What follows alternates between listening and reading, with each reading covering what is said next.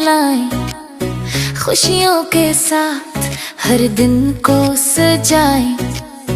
जब सुबह हो तो ये लफ्ज याद करें, प्यार से दिल में अल्लाह को बुलाएं। खाने से पहले बिस्मिल्लाह कहीं, फिर चमचे चलाई खुशबू में रही।